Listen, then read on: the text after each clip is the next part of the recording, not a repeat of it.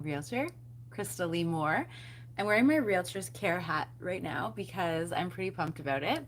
And I'm about to record episode 19 of my podcast. And I thought it would be fun to have you guys on live while I do it. Um, let's just get started. Happy Thursday, everyone. This is Krystal Lee Moore Lucier, also known as your Home Sweet Home 519 Realtor, Krystal Lee Moore, with Royal LePage's Triland Realty in London, Ontario. And this is episode 19 of Realtor Life, a fun and entertaining way to learn about life in the trenches as a real estate professional in Ontario, and hopefully to learn some valuable lessons and takeaways. Now for this week's 5 circle goals, inspired by Buffini and Company, which are goals for the 5 circles of our lives: spiritual, family, business, financial, and personal. I hope you're choosing goals for yourselves every week and writing them down. For me, this week, spiritual is that we're going to donate to the food bank for Thanksgiving. It is a wonderful time to be thankful with family and food and just really relaxation. Um, but there are people in our community that don't have that luxury. And so anything we can give, if you can give time, if you can give food, if you can give funds, it's all needed. And I'm sure your local food bank would appreciate it. For us, it's the London Food Bank. For family, my husband and I are going on our third mini moon. So it's pretty exciting because it happened to be that 2 years ago in 2019, we found ourselves without family for Thanksgiving weekend and we decided to go to Montreal. And then last year we went to Collingwood, and this year we're going to Kingston. So we're pretty excited. And my other family goal is that I would like to head down to Ottawa to visit with my family and my mom in November. My business goal is that I'd like to renew my vision board for 2021 2022. And I'm also setting up a marketing planning day and session with my assistant, which I'm pretty excited about. Financial, we're looking to buy a rental property, so we're working on that. And personal, I've been jumping rope. So if you have Instagram and want to follow my account, Krys Jumps, Krys for Krystal, but Krys Jumps. And there are so many amazing people in this rope jumping community, and I'm having a ball. Like, it's so much fun. And I'm working on the mic release. Basically, you jump and you skip, and then you let go of the mic or the handle, and then you get it back while you're still jumping. It's kind of a big deal, and it's really hard. So that's my goal. I hope that hearing about my 5 circle goals has inspired you to choose or write down your own 5 circle goals. I'd love to hear more about them. You can go to my website, www.krystalleemore.ca, and find my contact info, or send me an email at krystalleemore@royallepage.ca. And now it's story time. Today we're going to be talking about Form 650. If you've never heard of Form 650, you are not alone. I've been a real estate professional for over 10 years, and I just found out about it. Form 650 is called a co-brokerage agreement between multiple listing brokerages, but it is a helpful form to use anytime you're partnering with a colleague. Why would you ever need to partner or co-list with a colleague, you're wondering? Why would you need to use this form? When I moved my business from Guelph to London a few years ago, I needed to come up with a solution for listings in either city. So, as I was building in London, I still lived in Guelph, but my boyfriend, who's my husband at the time, my boyfriend lived in London, and I was going back and forth and really trying to build. So, how did I have the ability to help clients in both cities? Enter co-listing. So I employed the services of some amazing agents in both cities, and then we were able to kind of partner up, tag team on these listings, and really serve the clients. Some experience that I had, some of the experiences were absolutely fantastic, and some were eye-opening. Just like when I found my husband, who's my best friend and my soulmate, values are key. But with partners in real estate, it's a little different, so getting it in writing is really important. The Form 650 outlines who will do what and when, what the commission split will be, whose brokerage will get the deposit. It has everything in there, and you can even add additional pieces or additional schedules if you need to. Some people were not cut out to be part of a team, and some people are. And that's okay. We're all different. We're all running our businesses, but it's not a good idea to put your reputation on the line or have your clients be frustrated because you didn't do the homework. So, my stories, a couple of them. When I did one of my first co-listings, basically the only reason I do co-listings for the most part is when I have built a relationship with people, but I'm no longer living in their area. So I get someone that I trust who really knows the area well and works the same way I do to come in with me. And we split everything. We try to do the work equally, but anyone who's ever co-listed can tell you nobody can actually do the work equally, because at the end of the day, one person, one brokerage is really going to have to take over. So I've had it where it's me, I've had it where it's the other agent, and it works really well in both ways as long as you've discussed it in advance. So, one situation we had, and it was a little bit of a hiccup, we did a co-listing in Guelph, where I'm from, or where my real estate business is from. And it was my client, so I loaded it all in. I added my co-listing agent, and we found out because I had added it in that we couldn't put the electronic lockbox on the property. So that was a problem.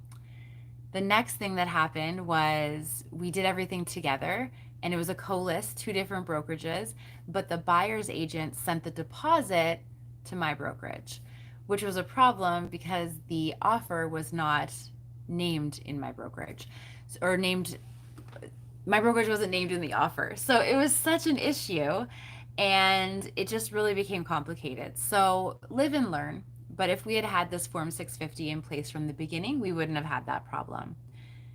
And I've also had situations where I've asked someone to co-list with me because of their location, and I quickly found out that it was the biggest mistake ever. They probably do their business very well on their own, but as a partner, it was a disaster. And at the end of the day, if we had had this Form 650, we may not have even gone forward, but if we did go forward, we would have had it all written out about who does what, and it would have been a lot easier. So my lessons are: number one, if you're going to co-list or partner, get everything in writing and have the tough conversations early. Discuss who's going to do which jobs, who's going to be loading it into the MLS system, who's going to be taking care of putting the signs up, who's going to be taking care of marketing on social media. Is it enough to just share a Facebook post? Is that marketing? Not in my opinion, but sometimes other people think it is. Is it going to have a video? Are there going to be cleaners or stagers, or what is exactly happening, and how are you guys picking it? How are you paying for it? And at the end of the day, the most important is, how does the client feel? So that's really important. Have those discussions up front.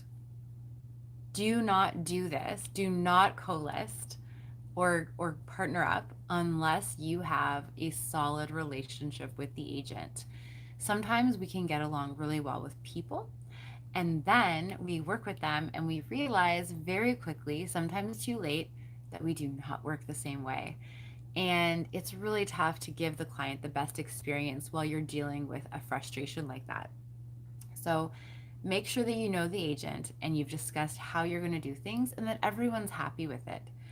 I know with my co-listings, because they're my relationships, I usually deal with the clients directly. And in situations where an agent has worked with me multiple times with the same clients, then it's a little bit easier because they've built up that trust and it's great. So it really depends. You want everyone to be on the same page. If they're your clients and you've brought someone in, make sure that that person knows that you will be dealing with the clients, and that's okay. It doesn't have to be two people doing the exact same thing every time. Sometimes an effective partnership means you're doing some things and they're doing different things. And finally, use Form 650. So I'm just going to show visually and verbally what is on the 650 form. So it's a co-brokerage agreement. It looks like this, like a normal form. It has 2 pages. I'm wrong. It has 1 page, and it just says which brokerages are involved, what are the names, what is the address of the property, what is the commission split. Very important. Commission split matters because most co-lists are 50-50, but it really depends. I did a co-list a long time ago. I brought someone in, and I was a new-ish realtor, like a year or 2 in, and I was helping with this farm property, and he ended up doing the bulk of the work. We had a chat about it at the end, and we did not do 50-50. I gave him more than the 50% because he had made a valid point. He had done most of the work, and I didn't know what I was doing, but I was happy for the experience. So it depends. Not everyone's going to be okay with it. I was okay with it because I felt that he did earn more than 50%. So details of service will be on there, including who's uploading the listing. Where is it being uploaded? Is it just being uploaded on the local board, or is it also being put onto larger boards like the Toronto Real Estate Board, for example? Who's going to take in and let the clients know about offers? So who's dealing with offers? Who's marketing and promoting the property or the sale or the listing? And if it's both people, how are they doing that? What's the expectation? Placing a sign on the property. So signs on the property, if you're on a main street, are very helpful. If you're not on a main street, at the end of the day, the sign is just to let the neighbors know that you're for sale and to advertise for the agent sometimes. So it depends. If it's not my area, but it's my client, then I'm absolutely fine with my colleague putting their sign up. If the client doesn't want to sign, we talk about that. Sometimes we'll put both agents on either side of the sign, depending, but it really depends. It's case by case. You just decide. Sending everything to the seller's solicitor. So who's sending stuff to the lawyer? Which office? In my experience, the office that deals with the offer is going to be the office that sends everything to the lawyer, because otherwise it gets complicated. Who is holding the deposit? Who's doing the photos? Who's choosing the photographer? Who's paying for that? And is it all split? And same thing, who's doing open houses? Who's getting sign calls? If there are sign calls, who's getting what from that? So in my experience, what we usually do is if there are sign calls, then I will get, and it's not my area, I will get a referral on those sign calls, but they're not my clients. I'm not looking to build in another area. I'm servicing relationships that I value. And finally, there's also schedules that you can put in this Form 650. So if you want to add things in, maybe wording or how, like a schedule, maybe one person only works during the week, the other person works on the weekend, whatever you want. I think the more detailed you can be with this Form 650, the better. And as I said, if I had known about this Form 650 years ago, I feel like my complicated situations would have been less complicated, and it would have saved a lot of stress. So big shout out to Ron James of Kathleen Black Coaching Company for sharing this with me. And hopefully you now know about it and you also can use it. And basically that's the end of my plug for Form 650. And that's all for this week. So if you have any comments or questions or feedback, you can find me on Instagram at Your Home Sweet Home 519 Realtor, Krystal Lee Moore, Krystal Lee Moore Real Estate Sales on Facebook, or by going to my website, www.krystalleemore.ca. And don't forget, you can also check out Chris Jumps on Instagram as well if you also want to get into some rope jumping. Stay healthy, happy, and grateful, everyone. And I wish everyone a peaceful and wonderful Thanksgiving long weekend. Have a great day. So there you have it. That's the whole podcast situation. So what I'm going to do now,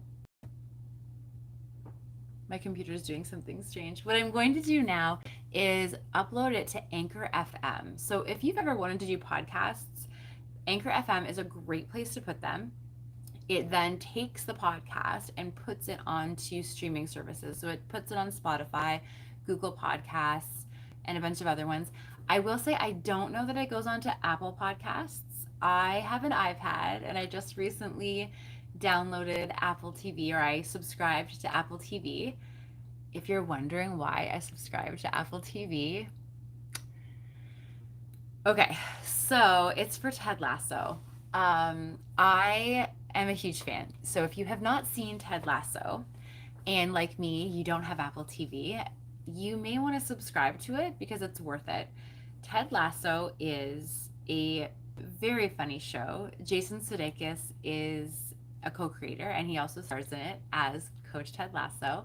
He's a football coach from America who goes over the pond to the UK and becomes a soccer or football coach there. And it is fantastic. Witty writing, it is emotional, it is funny, it is engaging. The characters are all fantastic. It just won 20 Emmys, and yes, I wanted to watch it after I heard about the Emmys. It was not on my radar before this. I don't know how, but there's a few lessons. Number one, if you suffer a defeat or something goes wrong, then be a goldfish. Goldfish has like a 10-second memory, and don't hang on to things. So be a goldfish. I'm actually getting a goldfish put on my new business cards for this very reason. And his other mantra is to believe. So he uses weaponized optimism to win over this whole team, and believe is his mantra. So he has a huge big believe sign. I will tell you, it is tough. I've been looking for like a charm or something that looks the same, and this is like my Everest of searches. So I just bought Bristol board and I'm going to create my own. And it's just fantastic. So Ted Lasso on Apple TV, huge fan. And all that to say, I don't know if I'm on Apple Podcasts, so we'll find out. But Anchor FM is where I record my podcasts. And I hope that everyone's having a fantastic week. And I hope everyone has a chance to give back to your local food bank if you can. And again, you can do it in any way. If you can volunteer, if you could drop off some canned goods or any items that they might need, you can check out the website. We donated funds because I know that they also need money, and it really just whatever you can give, even if you just give time, it's about giving back. It's a time to be grateful and to give. So have a great day, everyone. Krystal Lee Moore Lucier, your home sweet home 519 Realtor. Take care.